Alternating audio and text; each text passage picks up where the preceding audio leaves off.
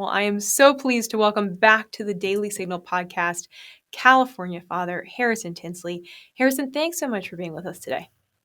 You're welcome. Thank you so much for having me. Stoked to be back.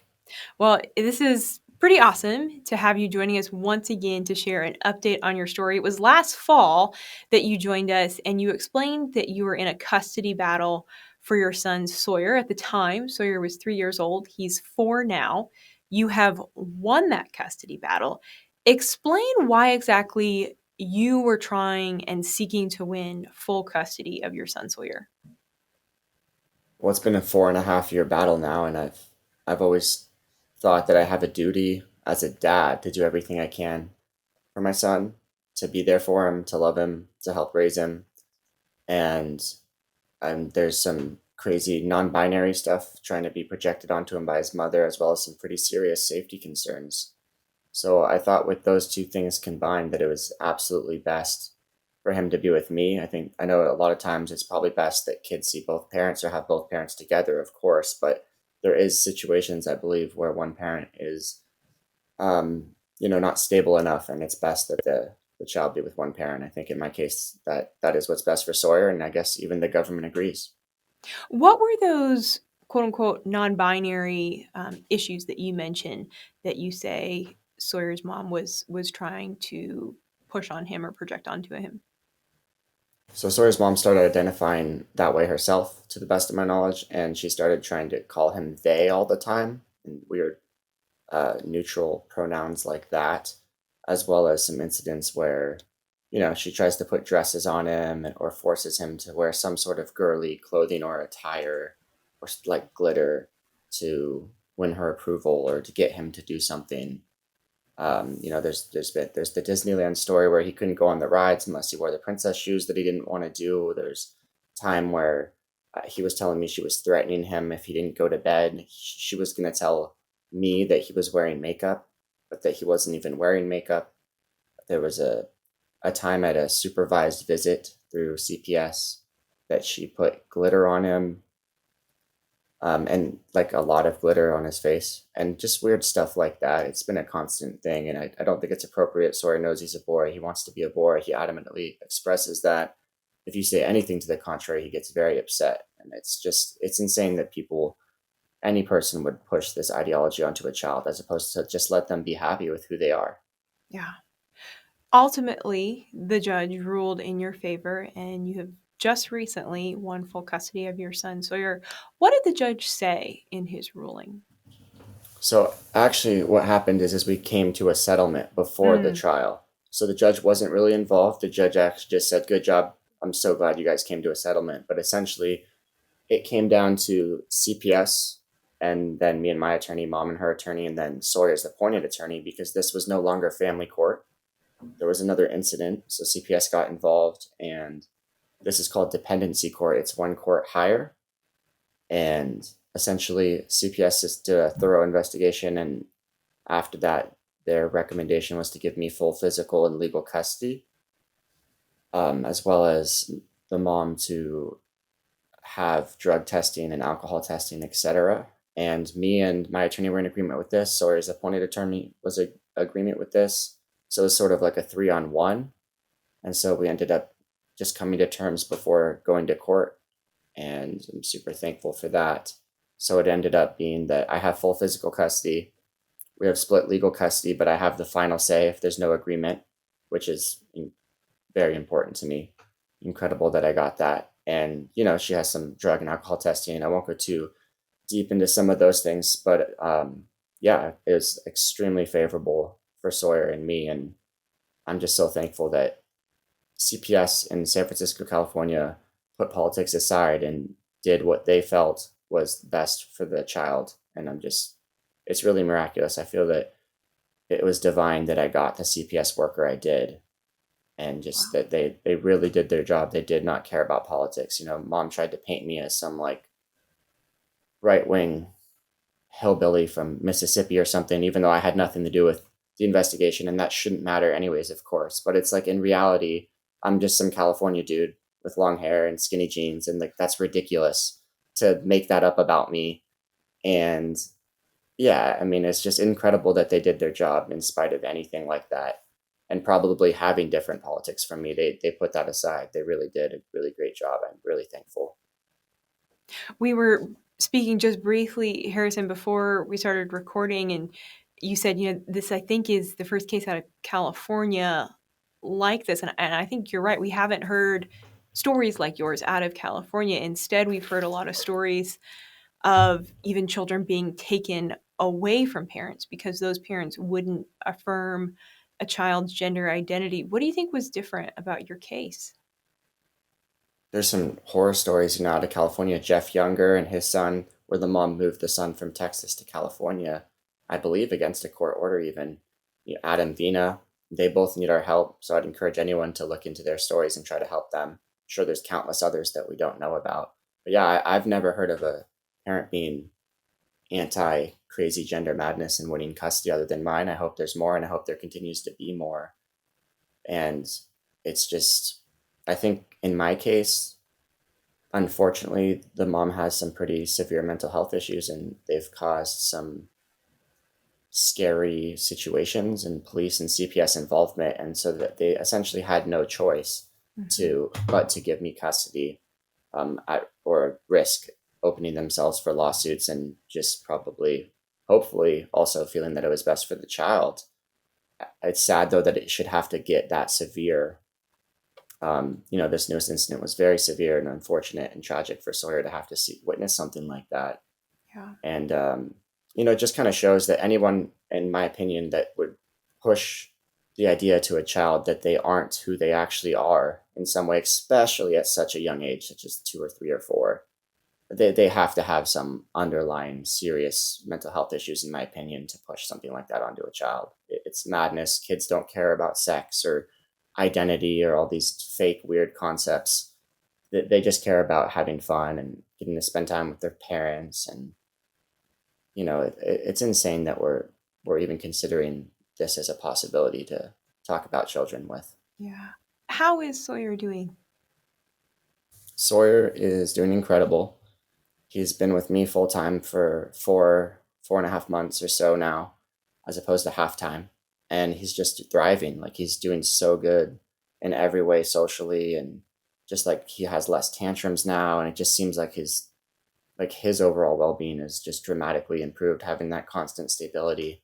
And Mm, I'm just so thankful to, be a part of it and spend lots of time with him still. And it's just absolutely wonderful. yeah. Do you remember the thoughts that were running through your mind at the moment when you got the news you are going to receive full custody of Sawyer? It felt pretty surreal. I remember sitting there feeling like I was watching like Miracle, like that hockey movie where USA wins the gold, or like Friday Night Lights, high school football, like some sort of like emotional like sports moment. It kind of felt like something like that, like where I got chills up my spine, and I just like felt all in, all there in that moment. And yeah, it definitely is a pretty wonderful feeling to fight for something so hard and to actually achieve it. And I just want to help more people protect children. I want to protect more kids. I think it's the battle of our lifetime. Yeah, it's critical. Well, and it's certainly a major battle in California where they have just passed a law under Governor Gavin Newsom that would essentially enable schools to always keep information from parents if that school district so chose to in regards to a child's gender identity. So, in other words, a child could be going by a different name, different pronouns at school, and that school district would be obligated to keep that information from parents. What is your response both to that and also as you talk to other Californians? I mean, what are their thoughts on what is happening right now in your state? The bill's insane. It's anti-family, it's Marxist, it's anti-child, it's anti-parent. I don't know who they're pandering to, because everybody I talk to in the Bay Area is completely against it, liberal or not. Nobody supports this bill or these crazy ideas being pushed on children or secrets being kept from parents. I mean, they really took away parents' one way they have of affecting government schools, which is school boards. They essentially made it that school boards can't make rules regarding that, or forcing, rather, schools to have to tell parents things. Like, what world are we living in that it's okay to keep secrets from parents? Like, these teachers wouldn't keep it a secret from parents if their kid was fighting at school or using bad language at school, or doing pretty much anything else. They would be obligated to tell the parents. But for this one thing, which is worse than all of those, in my opinion, they're going to keep secrets from us. Like, absolutely not. We need to put a stop to it. No one supports it. You can look at Elon Musk. He's moving his businesses out of California over this, SpaceX and Twitter, or X rather. And I'm so thankful for that, as someone like him making such a huge statement and taking action. It's tragic. I just heard recently an interview of him and Jordan Peterson where he says what happened to his oldest son, I believe. And he was affected by this gender madness. And, even someone as brilliant as Elon Musk wasn't able to, at least as of yet, save him from it. And that's just so horrifying. And I just don't wish that upon anyone. I think children are innocent and amazing, and we need to protect them at all costs. And parents absolutely have a right to know everything regarding their child, including, any sort of gender confusion, especially something that's a serious medical condition. And yeah, no one supports this bill. The Gavin Newsoms and the Scott Wieners, you're evil, and we're not going to put up with it anymore. Do you think that because the pendulum has swung so far in California, so far to the radical left, that we'll see a swing back, especially with not only individuals and civilians like yourself speaking out on the issue, but then also when you do have entrepreneurs and billionaires like Elon Musk saying, I'm going to pull my businesses out of the state over this? That sounds a pretty loud message. I'm Mr. Brightside, and I totally think we're going to see a pendulum swing back the other way, back to sanity, back to reality, back to goodness, back to truth. People seem to be craving that everywhere I look, everyone I talk to. It really feels that we have the momentum. And yeah, I think California, people always say like it's doomed or it's like the worst or all this stuff. I actually don't see that. I live here. I've lived here most of my life. And I really think most people here are completely sane and normal and aren't about any of this radical left wing ideology. And I really think we're going to see a huge pushback and comeback from California.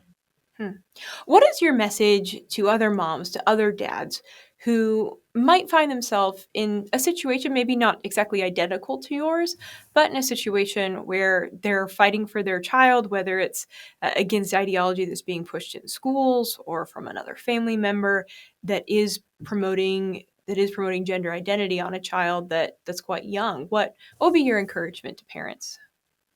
The time is now. The moment in history is now. This is your chance to do something that matters, be a part of something that matters. You have an obligation to stand up for what's right. You have an obligation to stand up for your kids. You have a duty to speak the truth. If you feel uncertain or scared, that's okay. You just have to do it anyways, trembling or not, heart beating fast. You have to find the courage to speak the truth and do the right thing and stand up for what matters. This is the time. This is the moment where we make a comeback, where good beats evil, where the light shines out the darkness. And you can be a part of that right now if you have courage, or you can be looked back upon as a coward and, question yourself. And even if you don't succeed, you'll at least know that you tried and, did your best. And that's so important, as opposed to just being too scared to do anything and looking back and regretting that. So I'd highly encourage everyone to start speaking their mind right now. Harrison, that's really strong language to call it evil, to call this gender identity push evil. Why do you use that word? I use the word evil because children are literally being sterilized. They're having irreversible damage. There's so many detransitioners that I'm so thankful for, like Chloe Cole, who are just incredible. And I don't know how anyone can see their stories and go along with this. We have the new reports out of England and all these new studies coming out, and all these states and countries starting to ban this stuff. It's for a reason. It's because it does no good. And when you're doing something intentionally to children, no less, that does more harm than good, I would consider that evil. And quite frankly, I think this is one of the greatest evils we've ever done. Like, no one looks back and was like, pushing for lobotomies now. We recognize that was crazy. And yet here we are in America, at least in some states, still pushing forward with this agenda. even though we know it's wrong and all the data proves it's wrong.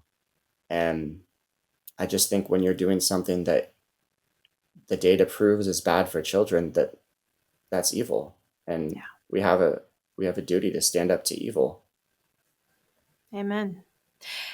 A little bit lighter as we close here. What are you looking forward to in the months, days, years ahead as you think about raising your son Sawyer? What are you excited about? I'm just so excited to make a brighter future for him, to watch him grow, to watch him, excel at sports and different things and see what he ends up liking and loving and doing. It's just so crazy. Like, you have this child and you see them develop different things. You see little parts of you in them and their own little quirks and things they're good at, and they make you laugh, and it's just making lots and lots of really fun memories with him. I spend a lot of time with him. I'm going to continue to for all of his life, and it's just going to be an amazing journey. I hope to have lots more kids as well, to give him some brothers and sisters. I was fortunate enough through this journey of speaking truth and being brave and, coming out with my story, which was harder than it sounds, to like come out to the world and say something so horrific has happened, and that you're fighting it. But I was able to overcome that and do it anyways. And through all of this, I've met so many wonderful people, incredible, supportive people. I'm just so thankful for everyone, including you. I was able to even meet my wife in this journey randomly.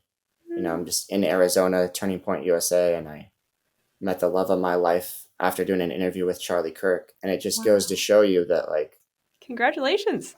yeah, thank you. And you speak the truth and you have courage and you do something that matters, and something that's, interesting in your life just opens up in so many ways. And I just really recommend to people to start to try that, Yeah. to be brave, to try speaking the truth, to say what's on your mind for once, to, be courageous for once. And Sawyer's going to have a great life, and so are many children in America, because we're going to make sure they do. Do you plan to keep sharing your story? I do plan to keep sharing my story. I'd like to keep people updated.